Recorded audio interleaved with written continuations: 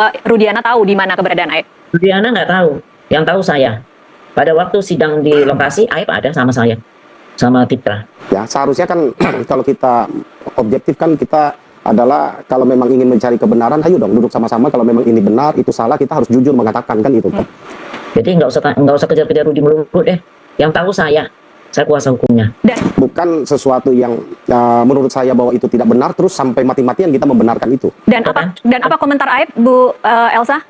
Ya, komentarnya dia tetap berpegang pada fakta yang dialami, terus dia cerita malah lebih detail lagi, dia jelasin kenapa dia bisa tahu anak-anak ini, kenapa ini semua dia jelasin kepada saya, dan saya lihat oh iya, bahwa kemudian Liga Akbar, kemudian Dede sudah menarik dan merasa bahwa itu semua adalah bagian dari rekayasa. Menarik terus, silakan aja, masuk akal nggak keterangan mereka tuh menarik.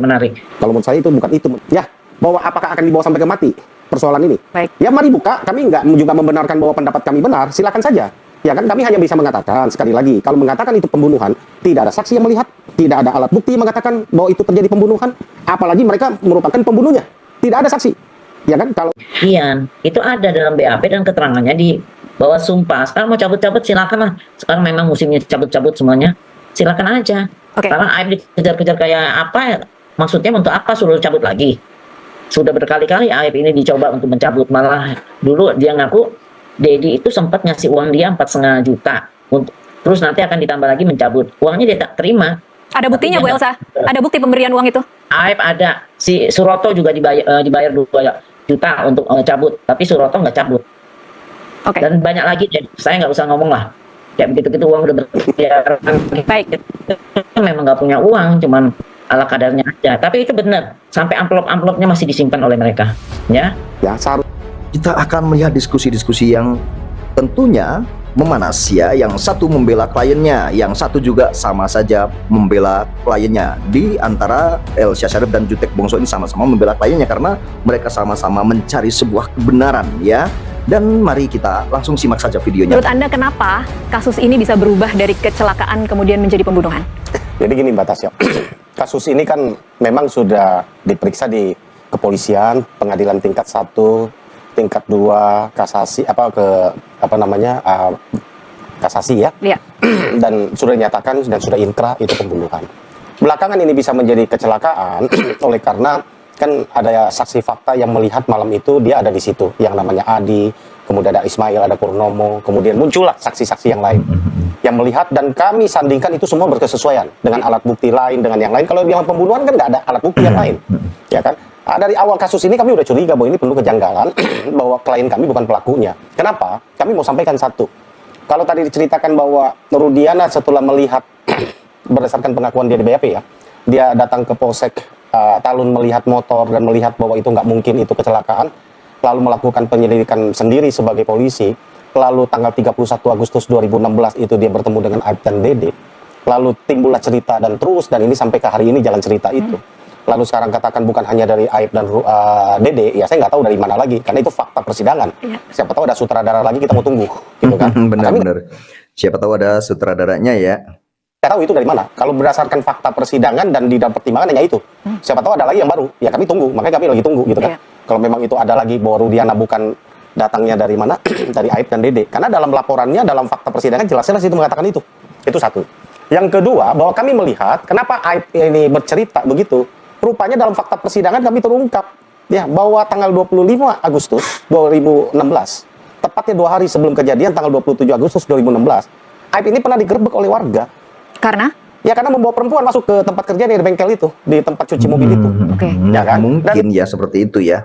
Bisa jadi Aib ini bisa berbuat seperti ini unsurnya karena dendam ya, motifnya karena dendam. Bisa jadi, namanya juga manusia, ingin mencari sebuah kepuasan karena kemarin-kemarin kesal sama seseorang itu kan bisa jadi.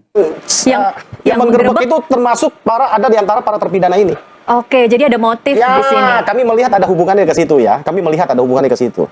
Ya, ditambahlah ketidakyakinan Rudiana saat itu, menurut saya ya, saat itu ditambah dengan bahwa dia bisa menjelas. Makanya kalau dia bilang dia di warung Madura itu hanya satu saat itu, di depan MAN 2. Itu jaraknya 120 meter kami sudah ukur. Kalau yang kemarin Dena yang beredar itu di depannya tempat pencucian mobil ya, itu namanya warung nasi kuning. Jam 4 sore sudah tutup, nggak ada gitu. Kalau dia bilang beli rokok, itu adalah di dalam putusannya juga mengatakan di depan warung Madura, depan MAN 2, bukan di depan tempat cuci mobil.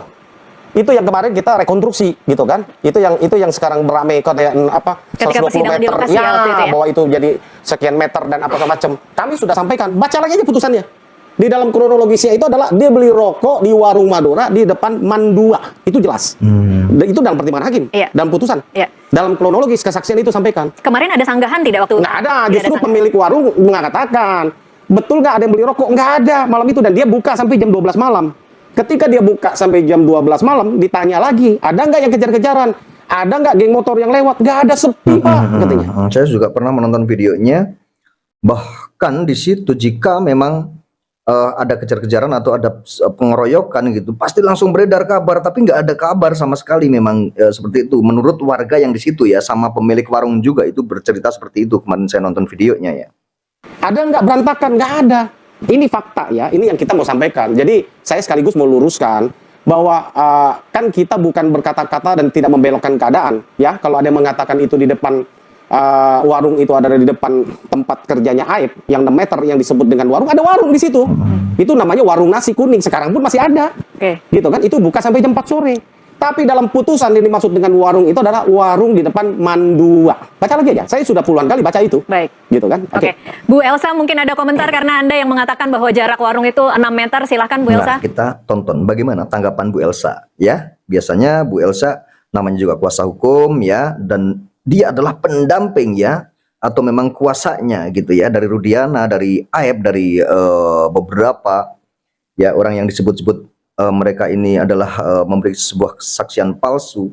Ya pastinya ya kayak Bu Elsa juga membela mati-matian kliennya, karena memang Bu Elsa ini adalah pekerjaannya seperti itu gitu ya, dan tugasnya memang harus seperti itu. Ya, itu maksudnya si Aib itu waktu mereka nongkrong-nongkrong itu sudah melihat ya, sudah melihat. Tunggu saya ulangi dulu ya. Yang masalah itu bukan Rudiana sendiri yang melakukan investigasi. Ini melakukan ini bersama-sama timnya, dan itu sifatnya investigasi, dan itu biasa polisi melakukan hal itu karena ada kecurigaan terhadap jenazah hasil dari visum et repertum. Bersama tim tuh berapa orang berarti Bu Elsa? Ada 5. 5 orang. 5 orang polisi yang kemudian diajak untuk melakukan investigasi kasus anaknya begitu ya? Melakukan ada Skype-nya kok, bukan liar. Oke. Terus kemudian juga menanyakan kepada Suroto, kepada itu Supardi, Suja dan semuanya ya. Dari hasil itu baru ke lapangan. Jadi lihat ininya, helmnya, lihat motornya. Terus bertanya kondisi yang lain-lain, dokter segala rupa. Jadi nggak sembarangan aja Mbak. Jadi dilihat, terus kemudian ditanyakan apakah itu ada kecelakaan di sana. Yang jawab nomor 1 waktu itu Dede. Dede bilang nggak ada, yang ada kecelakaan justru Dede. Tapi Dede itu baru kerja 2 bulan, tidak tahu bahwa nama-nama orang itu. Tapi dia mengenal. Baik. Dan kalau Aib sudah bekerja 5 tahun. Jadi dia mengenal, dan kemudian bukan Aib aja sekarang. Oke lah Dede menyatakan ada namanya si Rana. Alias Piying itu dia terang-terangan menjelaskan sampai sekarang tidak pernah berubah, menjelaskan bahwa ada di BAP berkas, ada juga di putusan, dan dia melihat adanya perkelahian, pukul-pukulan, dan melihat perempuan bernama lihat perempuan kecil dia bilang, dan dia melerai dan supaya jangan ribut berantem itu, pukul-pukulan itu aja. Jadi saya nggak akan nambah saksi karena kan kita tidak punya kewajiban. Putusan itu sudah inkrah, apalagi udah gerasi kepada presiden, kepala negara yang paling tertinggi ya, yang tertinggi. Pasti untuk putusan presiden tidak langsung itu pasti tanya kepada majelis, kepada ketua MA. Baik. Kepada ya susah kalau kita berpatokan di inkrah dan putusan-putusan terus, ini susah ya, karena namanya juga peradilan itu ini kan masih ada saja kekhilafan gitu ya. Makanya sering disebutkan kekhilafan hakim kan gitu ya. Bisa jadi hakim itu khilaf dalam memutuskan gitu ya. Bisa jadi. Nah makanya kalau kita berpatokan sudah inkrah, sudah ada putusannya, ya sudah. Karena memang sudah inkrah ya tidak bisa diganggu gugat, tidak bisa seperti itu kan gitu ya. kepada Menteri dan HAM, terus kepada Menko Polhukam. Jadi nggak sembarangan melakukan hal itu. Baik, Bu Elsa, kalau boleh tahu apa kabar Ibtu Rudiana hari ini? Bagaimana komentar dia menyaksikan seluruh persidangan PK ini? Dia kasih tahu poin-poinnya ini nggak benar, ini dia kasih tahu saya, dan saya juga sedang lakukan segala upaya hukum yang benar ya untuk kepentingan klien saya. Dan Pak Jutek berupaya melakukan PK untuk kepentingan kliennya, silakan, kita saling menghormati. Apa kabar dengan somasi-somasi yang Ya, dilakukan? kita akan lakukan. Iya pasti. Itu namanya melakukan upaya hukum. Katanya kan Jumat lalu kan Bu untuk Jumat lalu Ya, untuk Ibu Titin. Kita rapatkan semua itu, dan kita akan melakukan suatu verifikasi dan validasi terhadap saksi-saksi yang ada di PK. Kan tuh banyak tuh, kalau nggak salah saksinya 49 saksi fakta, 5 ahli. Jadi satu-satu saya akan lakukan verifikasi, validasi. 49 itu kalau misalkan berapa saksi yang kira-kira menyudutkan Rudiana terus disomasi semua dan dilaporkan semua, bagaimana Bu itu ya? Dan mana yang oke, yang mana yang tidak oke, dan itu kan cukup memakan waktu. Baik.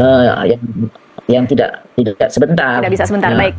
Kalau di sana kan per hari sampai 150 orang, tentunya berbagilah cepat. Kalau kita kan nggak banyak orangnya yang melakukan hal ini. Oke. Ibtu Rudiana itu tahu tidak Ibu Elsa keberadaan Aib, karena yang ditunggu-tunggu oleh banyak orang adalah kemunculan dari saksi kunci Aib. Kita tidak pernah tahu keberadaannya, dan kemudian orang-orang berasumsi bahwa Rudiana tahu di mana keberadaan Aib. Rudiana nggak tahu, yang tahu saya. Pada waktu sidang di lokasi, Aib ada sama saya. Masa iya si Rudiana nggak tahu? Kalau menurut saya sih nggak percaya saya ya. Sama Fitra. Jadi nggak usah kejar-kejar Rudi melulu deh. Yang tahu saya kuasa hukumnya. Dan apa komentar Aib, Bu Elsa? Ya, komentarnya dia tetap berpegang pada fakta yang dialami, terus dia cerita malah lebih detail lagi, dia jelasin kenapa dia bisa tahu anak-anak ini, kenapa ini semua dia jelasin kepada saya, dan saya namanya Aib juga kan awalnya juga sudah mengakui bahwa memang faktanya ini ada kejar-kejaran seperti itu. Nah mungkin jika Aib sudah berbohong ya dari awal juga, misalkan dia ini mau mengaku sekarang sudah terlanjur ya kan, sudah dari kemarin-kemarin juga disuruh ngaku kan tidak ngaku, suruh jujur tidak jujur. Mungkin saat ini juga dia itu ya tetap sesuai sama pendiriannya awal lah, intinya seperti itu, udah terlanjur malu lah. Iya. Bahwa kemudian Liga Akbar, kemudian Dede sudah menarik dan merasa bahwa itu semua adalah bagian dari rekayasa. Menarik terus, silakan aja, masuk akal nggak keterangan mereka tuh menarik. Mereka Liga Akbar tuh kenal dengan si Rivaldi, ya, dan ada pihak-pihak lain yang menjelaskan tentang hubungan dikenal Liga Akbar, dan mana tahu Rudiana Baudaya itu kenal dengan Rivaldi itu, dan kemudian dia juga menjelaskan bahwa Rivaldi BBM sama dia mampus, Eki sudah mati. Mana mungkin Rudiana mengatakan demikian? Itu ada dalam BAP dan keterangannya di bawah sumpah. Sekarang mau cabut-cabut silakan lah. Sekarang memang musimnya cabut-cabut semuanya. Silakan aja. Musimnya dijabut-jabut katanya ya. Aduh, silahkan saja katanya. Dia buat apa jika memang dulunya tidak benar, sekarang masih ada kesempatan untuk membenarkan diri, untuk membenahi diri, untuk jadi orang yang jujur ya. Apa salahnya gitu ya? Tidak ada yang salah dalam hal ini ya. Oke. Ya kan? Itu hal-hal kecil yang diterangkan Liga Akbar. Itu nggak mungkin orang lain tahu. Seperti setelah Aldi diproses tidak ada permasalahan 1x24 kan dilepas, tinggal 7. Siapa yang menunjuk ada terkaitannya Rivaldi? Penyidik tidak ada yang kenal sama mereka semuanya. Kemudian mereka pun yang mengatakan bahwa ada satu lagi yang bernama Rivaldi. Nah, Rivaldi itu ternyata dalam tahanan di tanggal 29 melakukan penganiayaan kepada perempuan, dan dia juga dihukum. Hukumannya juga ada di tangan saya. Baik. Ya, saya cari hukumannya ada. Siapa yang dianiaya, itu keterangan dari mana? Emang dari penyidik. Rudiana apalagi nggak kenal sama mereka, itu kan anak jauh di bawah umurnya. Jadi terserah aja kalau memang maunya begitu keterangannya. Kita juga punya keterangan yang sangat masuk akal, nggak kenal lah dengan mereka. Baik. Baru tahu setelah diberitahu oleh Dedek dan Aep, tapi nama-namanya satu yang tahu adalah Aep. Nah sekarang Aep dikejar-kejar kayak apa ya? Maksudnya untuk apa suruh cabut lagi? Sudah berkali-kali Aep ini dicoba untuk mencabut, malah dulu dia ngaku Dedi itu sempat ngasih uang dia 4,5 juta untuk, terus nanti akan ditambah lagi mencabut. Uangnya dia tak terima. Ada buktinya Bu Elsa? Ada bukti pemberian uang itu? Aep ada, si Suroto juga dibayar 2 juta untuk cabut, tapi Suroto nggak cabut. Oke. Dan banyak lagi, saya nggak usah ngomong lah. Kayak begitu-gitu uang udah berkeliaran. Baik. Bener atau tidak gitu Bu, nanti fitnah lagi ya kan. Nih Kang Dedi ini loh ya, jangan sampai menfitnah Kang Dedi ya. Memang nggak punya uang, cuman ala kadarnya aja. Tapi itu benar, sampai amplop-amplopnya masih disimpan oleh mereka. Amplopnya Ya. masih ada guys katanya ya, amplop dari Kang Dedi itu masih ada katanya ya, masih disimpan sama mereka katanya. Akan lebih meyakinkan Bu Elsa kalau kemudian Aep bisa muncul ke publik dan menjelaskan dan menunjukkan bukti-bukti itu? Ngapain? Udahlah, untuk apa? Kita tidak perlu muncul-muncul di TV. Yang paling penting nanti pembuktiannya. Oke, saya Ngapain di media? Terus nanti mau dibully Iya, gitu. makanya itu saya baru mau ngomong, jika kalian muncul di TV seperti Aep, seperti yang lain-lain, Suroto aja dibully habis-habisan, Linda dibully habis-habisan ya kan. Saya seberapa optimis dan percaya diri Anda bahwa PK ini akan dikabulkan? Mbak Tasya, kami berterima kasih ya kepada narasumber pada sore hari ini. Fakta demi fakta secara tidak langsung diakui bahwa ada surat penyelidikan sebelum buat LP 31 Agustus 2016 lalu tadi sudah diakui, ya kan, selama ini dibantah-bantah kan. Jadi berterima kasih lah, satu demi satu terungkap ya bahwa rupanya ada sprindik ya kan sebelum membuat LP 31 Agustus 2016 jam 18.00 ya kan, itu yang kami persoalkan kan. Kemudian lewat somasi juga ya ada saksi kan yang mengatakan ketika dia disiksa mendengar ada nama seseorang penyidik ya kan, seseorang itu rupanya membuat sesuatu klarifikasi, katanya oh enggak, saya nggak pernah penyidik di situ, saya nggak pernah apa semacam di situ. Kami kebetulan adalah pengacara juga lawyer dari saksi tersebut. Somasi itu sampai kepada kami, saya baca di dalam somasinya itu sudah jelas mengakui bahwa kami atas nama klien ini adalah penyidik yang memeriksa si A, si B, si C, si D, seperti semua. Jadi disebutin dan ngaku bahwa itu adalah penyidik katanya gitu ya. Oke. Pada tahun 2016 lalu. Jadi ya terima kasih lah. Klien kami tidak pernah menunjuk loh siapa orangnya.